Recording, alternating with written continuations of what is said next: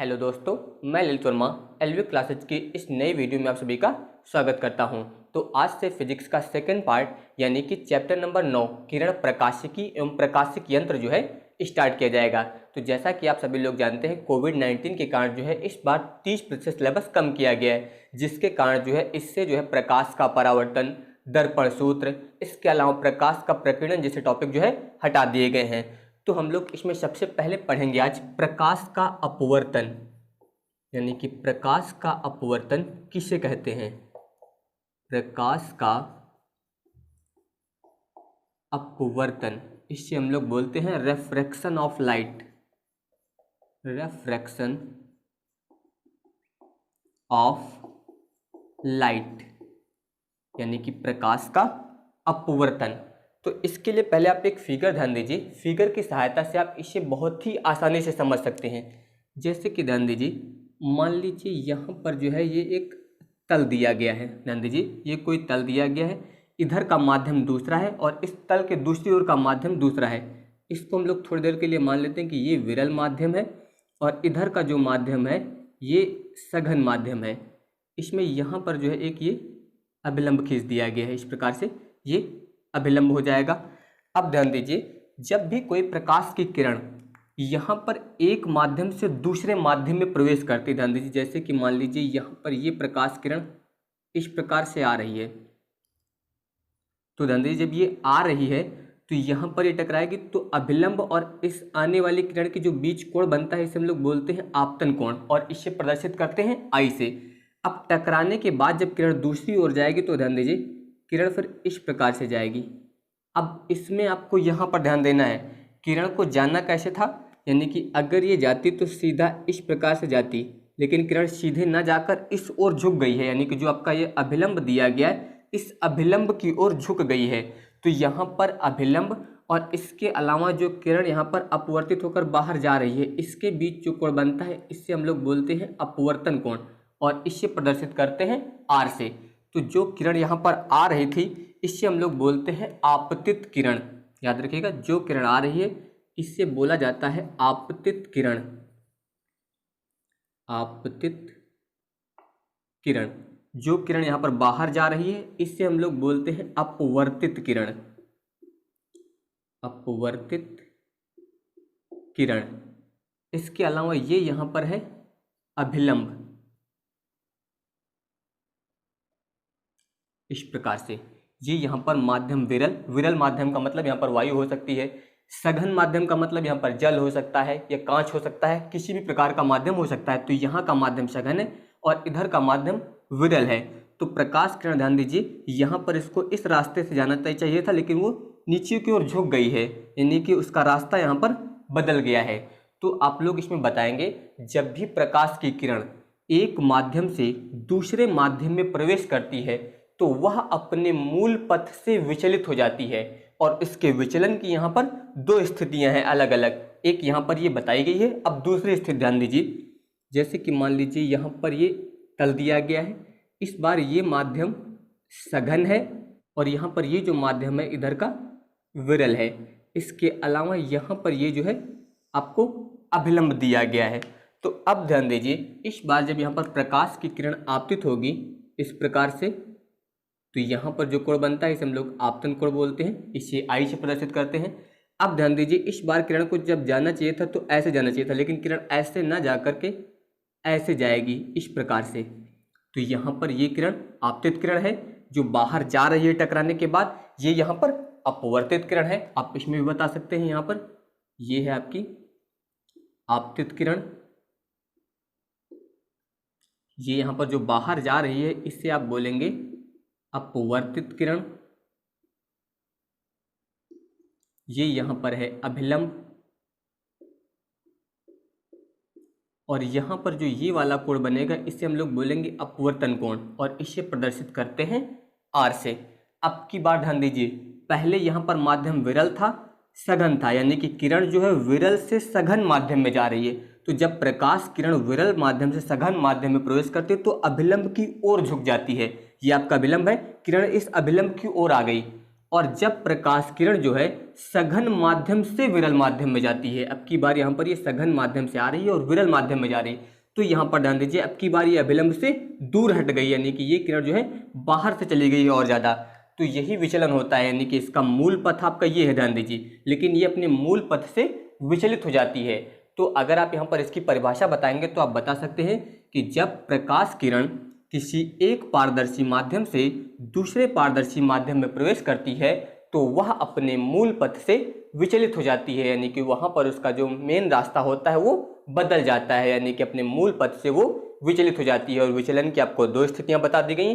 अगर प्रकाश किरण विरल माध्यम से सघन माध्यम में जा रही है तो अभिलंब की ओर झुक जाएगी, और अगर प्रकाश किरण जो है सघन माध्यम से विरल माध्यम में जा रही है तो अभिलंब से दूर हट जाएगी, यानी कि वहां पर अभिलंब और अपवर्तित किरण के बीच का जो कोण होगा वो बड़ा हो जाएगा, यानी कि वो यहाँ पर आपतन कोण से अधिक होगा। और ये सारे पॉइंट जो है अभी आपको यहाँ पर सिद्ध कराए जाएंगे कि क्यों यहाँ पर जो है अभिलंब से दूर हटती है और क्यों यहाँ पर जो है अभिलंब की ओर आती है। ये सभी पॉइंट आपको अभी सिद्ध कराए जाएंगे, इसलिए आप लोग वीडियो को पूरा लास्ट तक जरूर देखिएगा। अब इसके बाद ध्यान दीजिए, आप यहाँ पर अगर इसकी परिभाषा लिखें तो आप बता सकते हैं जब प्रकाश किरण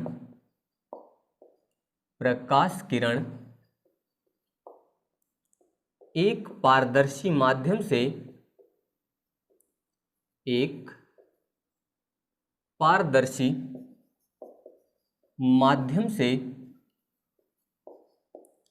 दूसरे पारदर्शी माध्यम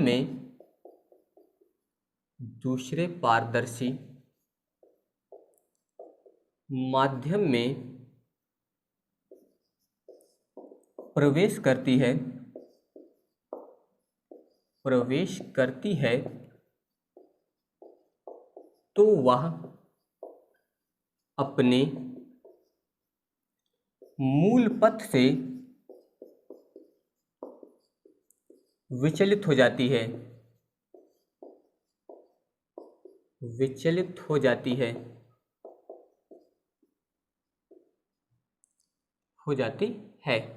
इस घटना को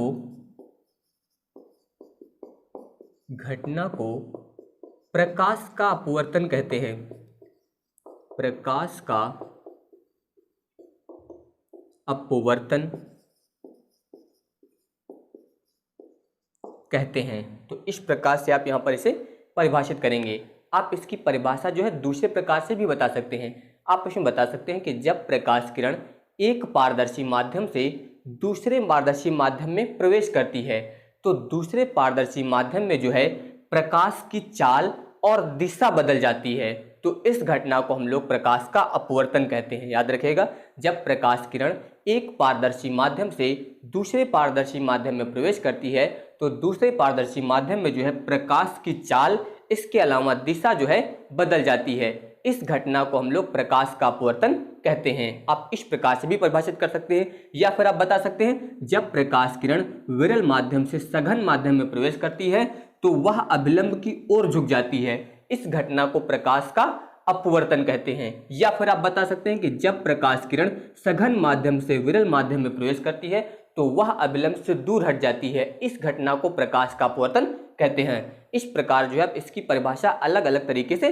बता सकते हैं। इसके अलावा आप लोग इसमें याद रखिएगा कि अपवर्तन की घटना में जो है प्रकाश की चाल बदल जाएगी, यानी कि दूसरे माध्यम में प्रकाश जो है इसकी चाल बदल जाएगी। इसके अलावा इसकी दिशा बदल जाएगी, इसके अलावा तरंग दैर्घ्य बदल जाएगी, लेकिन जो प्रकाश की आवृत्ति होती है वो कभी नहीं बदलती है। ये आप लोग याद रखिएगा कि प्रकाश की आवृत्ति जो है वो नहीं बदलेगी, लेकिन तरंग दैर्घ्य बदल जाएगा, चाल बदल जाएगी, इसके अलावा दिशा बदल जाएगी। तो ये आप लोग यहाँ पर याद रखिएगा। अब इसके बाद ध्यान दीजिए, अब इसमें हम लोग अपवर्तन के नियम पढ़ेंगे, ये भी बहुत ही महत्वपूर्ण है। अपवर्तन के नियम, तो यहाँ पर अपवर्तन के जो है दो नियम हैं। अब पहला नियम आप ध्यान दीजिए, यानी कि अपवर्तन का पहला नियम क्या है। अब इसके लिए आप फिगर ध्यान दीजिए, यहाँ पर ध्यान दीजिए, ये आपतित किरण है, ये आपका अभिलंब है और ये अपवर्तित किरण है।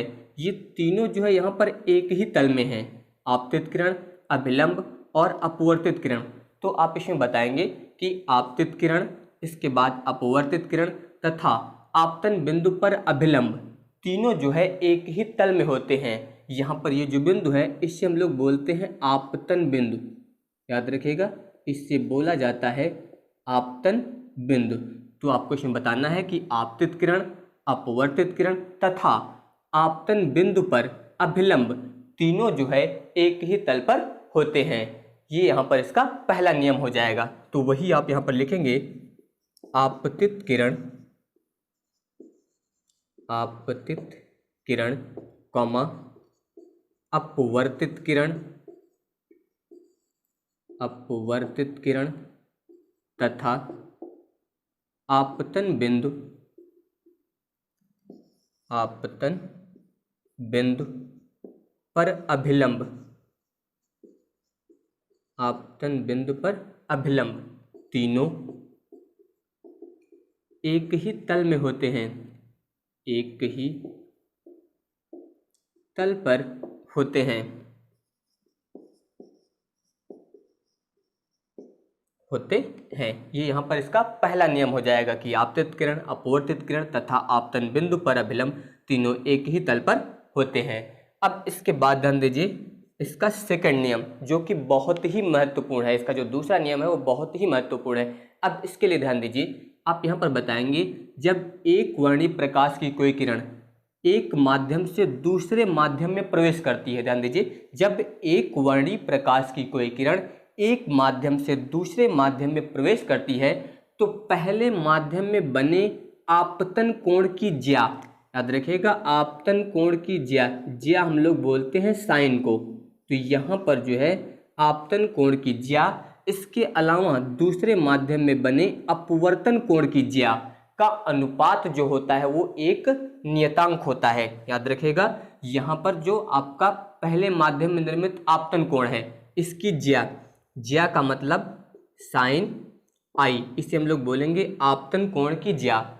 दूसरे माध्यम में जो बन रहा है ये है अपवर्तन कोण, तो यहाँ पर अपवर्तन कोण की ज्या यानी कि साइन आर, इन दोनों का जो अनुपात होता है वो एक नियतांक होता है यानी कि कांस्टेंट। तो ये यहाँ पर जो है दूसरा नियम है। आप बताएंगे कि जब एक वर्णीय प्रकाश की कोई किरण एक माध्यम से दूसरे माध्यम में प्रवेश करती है तो पहले माध्यम में निर्मित आपतन कोण की ज्या तथा दूसरे माध्यम में निर्मित अपवर्तन कोण की ज्या का अनुपात जो होता है वो एक नियतांक होता है, और इस नियतांक को हम लोग पहले माध्यम के सापेक्ष दूसरे माध्यम का अपवर्तनांक कहते हैं। याद रखिएगा, इस नियतांक को जो हम लोग पहले माध्यम के सापेक्ष दूसरे माध्यम का अपवर्तनांक कहते हैं। अब इसके लिए ध्यान दीजिए, मान लीजिए इस माध्यम का अपवर्तनांक है n1 और इस माध्यम का अपवर्तनांक है n2, तो यहाँ पर आप इससे ऐसा लिख सकते हैं फिर साइन आई बटे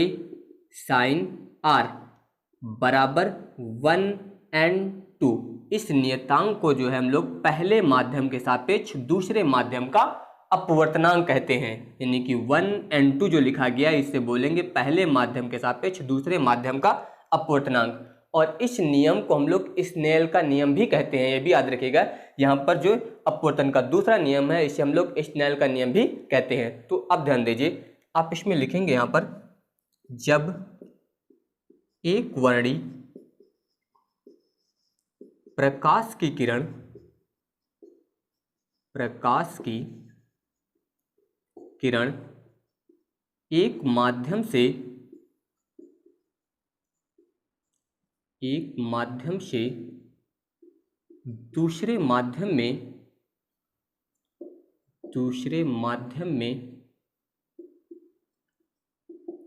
प्रवेश करती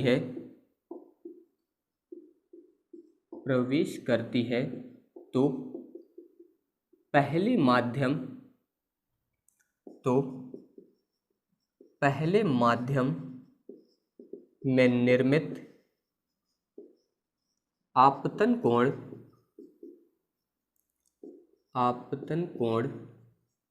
की ज्या तथा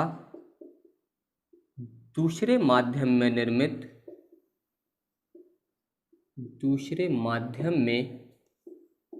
निर्मित अपवर्तन कोण की ज्या, अपवर्तन कोण की ज्या का अनुपात एक नियतांक होता है, एक नियतांक होता है। इस प्रकार से आप यहाँ पर लिखेंगे। इसके अलावा आप इसमें बताएंगे इस नियतांक को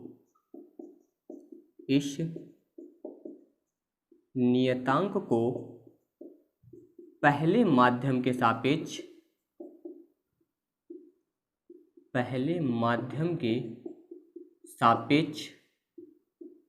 दूसरे माध्यम का अपवर्तनांक कहते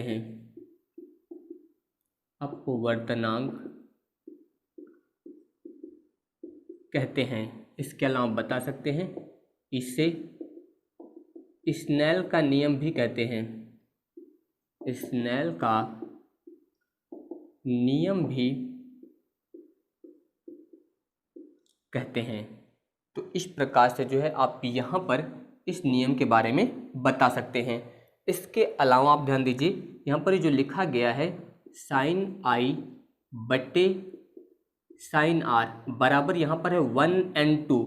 इससे आप ऐसा भी लिख सकते हैं n2 बट्टे n1, यानी कि इस प्रकार से भी लिख सकते हैं। आप बता सकते हैं जहाँ 1n2 बराबर होता है n2 बट्टे n1।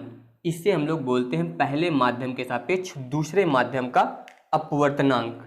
आप यहाँ पर इससे बता सकते हैं पहले माध्यम के सापेक्ष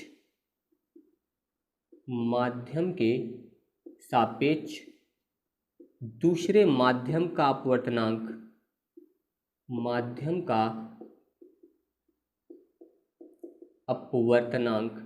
तो इस प्रकार से आप यहाँ पर जो है अपवर्तन के नियमों के बारे में भी बता सकते हैं। तो ये आप लोग याद रखिएगा दूसरा नियम कि जब एक वर्णीय प्रकाश की किरण एक माध्यम से दूसरे माध्यम में प्रवेश करती है तो पहले माध्यम में जो बना आपतन कोण है इसकी ज्या और दूसरे माध्यम में बने अपवर्तन कोण की ज्या का अनुपात जो होता है वो एक नियतांक होता है। इस नियतांक को हम लोग पहले माध्यम के सापेक्ष दूसरे माध्यम का अपवर्तनांक कहते हैं। इसे लिखते हैं 1n2 से। इससे हम लोग स्नेल का नियम भी कहते हैं। और यहाँ पर 1n2 जो है ये n2/n1 के बराबर होता है, जिसे हम लोग पहले माध्यम के सापेक्ष दूसरे माध्यम का अपवर्तनांक कहते हैं। तो इस प्रकार से आप यहाँ पर अपवर्तन के नियम के बारे में बता सकते हैं। तो हम लोग इसे मिटा देते हैं। अब इसके बाद इसमें कुछ मुख्य पॉइंट है जो आपको ध्यान रखना है।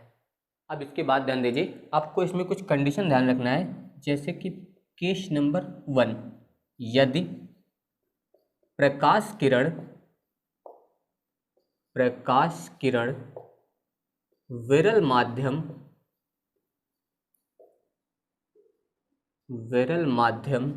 से सघन माध्यम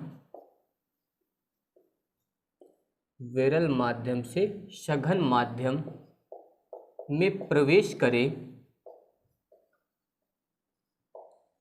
तो यानी कि जो प्रकाश किरण है अगर वो विरल माध्यम से जो है सघन माध्यम में प्रवेश करती है, जैसे कि यहाँ पर ध्यान दीजिए ये विरल माध्यम है, ये सघन, तो यहाँ पर किरण जो है वो विरल से सघन में जा रही है। तो अगर किरण विरल से सघन में जाएगी तो उस स्थिति में जो आपका n2 होगा, यानी कि जो दूसरे माध्यम का अपवर्तनांक होगा वो पहले माध्यम के अपवर्तनांक से अधिक होगा। तो n1 अगर इधर लाएंगे हम लोग तो ये हो जाएगा n2 बट्टे में हो जाएगा n1 इज ग्रेटर देन, यहाँ पर आ जाएगा 1। अब ध्यान दीजिए अभी आपको बताया गया कि साइन आई बट्टे साइन आर बराबर होता है n2 बट्टे n1, ये आपको बताया गया है। यानी कि n2 बट्टे n1 किसके बराबर है, साइन आई बट्टे साइन आर के।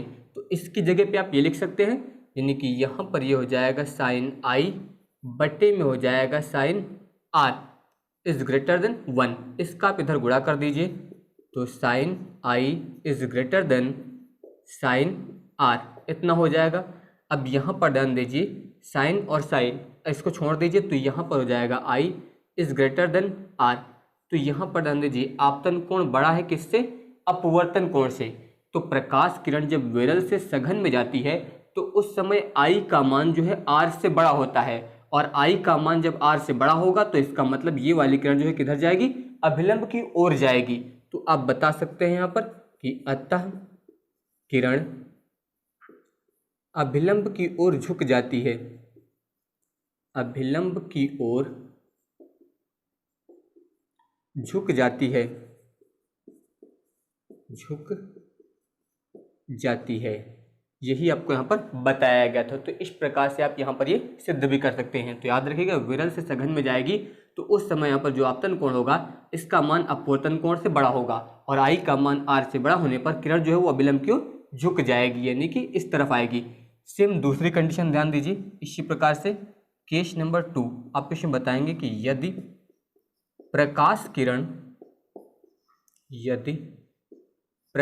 किरण सघन माध्यम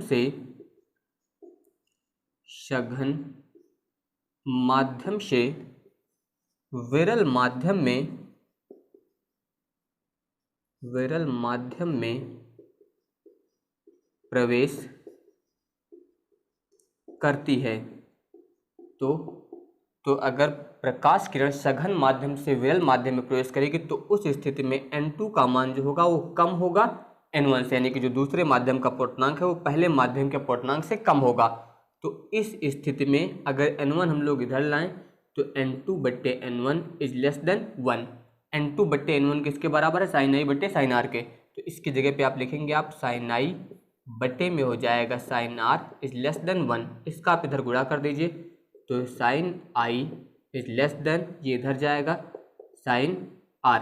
अब यहाँ पर ध्यान दीजिए साइन छोड़ दीजिए तो ये हो जाएगा आई इज लेस देन आर। अब की बार यहाँ पर आई का मान आर से छोटा है, यानी कि आर बड़ा है यहाँ पर, इसीलिए यहाँ पर ध्यान दीजिए ये वाला आई जो है इस आर से अब की बार छोटा है। आर बड़ा तब होगा जब किरण अभिलंब से दूर चली जाएगी। तो जब किरण अभिलंब से दूर चली जाएगी तो उस स्थिति में आर यानी कि जो अपवर्तन कोण है उसका मान बढ़ जाएगा। तो वही अब आप यहाँ पर बताएंगे कि अतः किरण अभिलंब से दूर हटेगी, अभिलंब से दूर हटेगी। इस प्रकार से आप यहाँ पर यह भी सिद्ध कर सकते हैं कि जब किरण सघन से विरल में जाएगी तो उस समय आपतन कोण आई का मान जो है वो अपवर्तन कोण आर से छोटा होता है, इसलिए किरण जो है अभिलंब से दूर हट जाती है, यानी कि अभिलंब से दूर चली जाती है। अब इसके बाद ध्यान दीजिए, इसमें आपको कुछ नोट पॉइंट याद रखने हैं। जैसे कि आपको पहला बताया गया कि अपवर्तन की घटना में जो है प्रकाश की चाल बदल जाती है, दिशा बदल जाती है, तरंगदैर्घ्य बदल जाती है, इसके अलावा आवृत्ति जो है वो बदलती नहीं है। तो वही आप यहाँ पर बताएंगे कि अपवर्तन की घटना में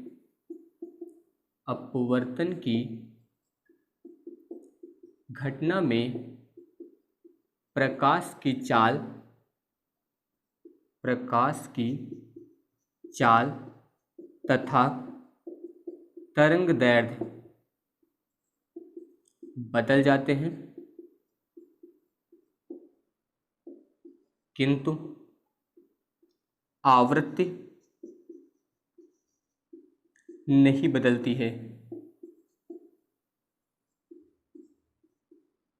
तो ये आप लोग याद रखिएगा कि चाल और तरंगदैर्घ्य दोनों परिवर्तित हो जाएंगे, लेकिन आवृत्ति जो है वो अपरिवर्तित रहेगी, इसमें कोई परिवर्तन नहीं होगा। अब इसके बाद दूसरा पॉइंट ध्यान दीजिए, आप याद रखेंगे कि विरल माध्यम में जो है प्रकाश की चाल अधिक होती है और सघन माध्यम में प्रकाश की चाल जो होती है वो कम होती है। तो वही आप यहाँ पर बताएंगे कि विरल माध्यम में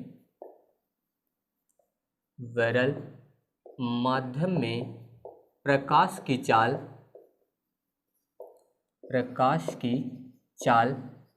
अधिक तथा सघन माध्यम में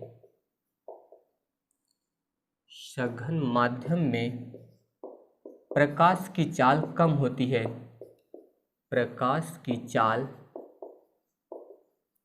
कम होती है, अर्थात प्रकाश की चाल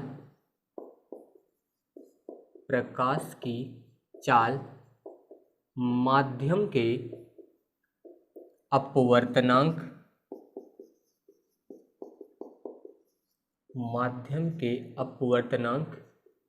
के व्युत्क्रमानुपाती होती है, व्युत्क्रमानुपाती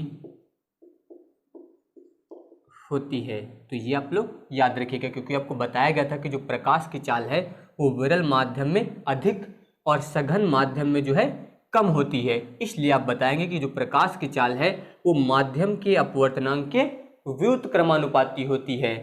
इसका मतलब आप यहाँ पर लिख सकते हैं प्रकाश की चाल प्रोपोर्शनल टू 1/अपवर्तनांक। ये आप बता सकते हैं कि प्रकाश की चाल जो है वो माध्यम के अपवर्तनांक के व्युत्क्रमानुपाती होती है। इससे आप ऐसा लिख सकते हैं, ध्यान दीजिए, प्रकाश की चाल है, प्रकाश की चाल को लिखते हैं v से, प्रोपोर्शनल टू 1/अपवर्तनांक को लिखते हैं n से। अब यहाँ पर अगर आप व्युत्क्रमानुपाती का चिन्ह हटाते हैं तो इसे ऐसा लिख सकते हैं v1/v2 बराबर n बटे में दिया गया इसलिए पलट जाएगा, यानी कि n2/n1।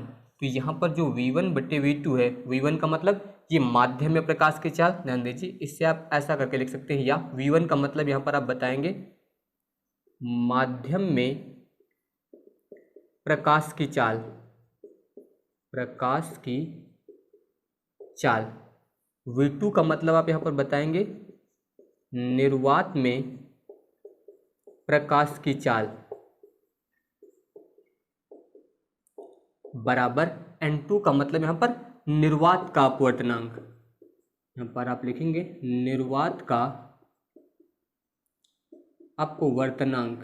इसके अलावा आप बताएंगे यहाँ पर n1 का मतलब माध्यम का अपवर्तनांक, माध्यम का अपवर्तनांक को यहाँ पर याद रखना है। 1 का मतलब यहाँ पर हम लोगों ने माध्यम लिया है कोई, और v2 का मतलब यहाँ पर निर्वात से है, इसलिए जहाँ पर v1 लिखा था वहाँ पर माध्यम में प्रकाश की चाल, और जहाँ पर v2 लिखा था वहाँ पर निर्वात में प्रकाश की चाल। तो v2 के लिए निर्वात यूज किया गया, इसीलिए यहाँ पर n2 के लिए निर्वात का अपवर्तनांक और n1 के लिए माध्यम का अपवर्तनांक। इसे ऐसा लिख सकते हैं माध्यम में प्रकाश की चाल, इसे हम लोग v से लिखते हैं, निर्वात में प्रकाश की चाल इसे हम लोग c से लिखते हैं।